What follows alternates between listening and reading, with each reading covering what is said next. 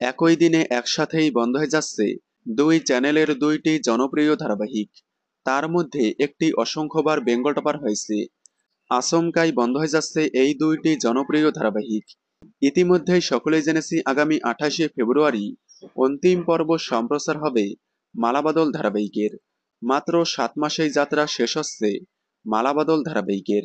একের পর এক নতুন ধারাবাহিকগুলো আসার জন্যই নতুনগুলোকে জায়গা করে দিতেই সরে যাচ্ছে পুরনোগুলো। দুর্গামণিকে জায়গা করে দিতেই সরে যাচ্ছে মিঠিজোড়া। মিঠিজোড়াকে জায়গা করে দিতেই বন্ধ হচ্ছে মালাবদল। তবে যাই হোক, এবার বন্ধ হচ্ছে দুই চ্যানেলের দুইটি তুমুল জনপ্রিয় ধারাবাহিক। কথা হচ্ছে জলসার অন্যতম জনপ্রিয় ধারাবাহিক উড়ান। উড়ান ধারাবাহিকটি গত 27শে মে থেকে শুরু হয়েছিল। রাত 8টা স্লটে দুই একবার স্লট পেলেও অল টাইম টিআরপিতে পিছিয়েছিল। তাই এবার চ্যানেল নতুন সময়ে নয়, ওই স্লটেই বন্ধ করে দিচ্ছে উড়ান। আগামী 9ই মার্চ অন্তিম পর্ব সম্প্রচার হবে উড়ান ধারাবাহিকের। তবে এর সাথে সাথে 9ই মার্চ বন্ধ হচ্ছে জি বাংলার তুমুল জনপ্রিয় ধারাবাহিক নিম ফুলের মধু।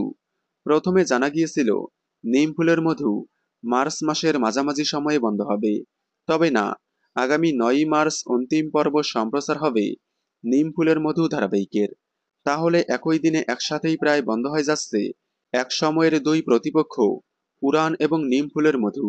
নিম ফুলের মধু নাকি উড়ান, কোন ধারাবাহিকটি আপনারা বেশি মিস করবেন কমেন্টে জানাবেন।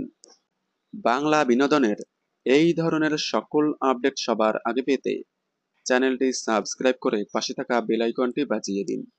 ধন্যবাদ।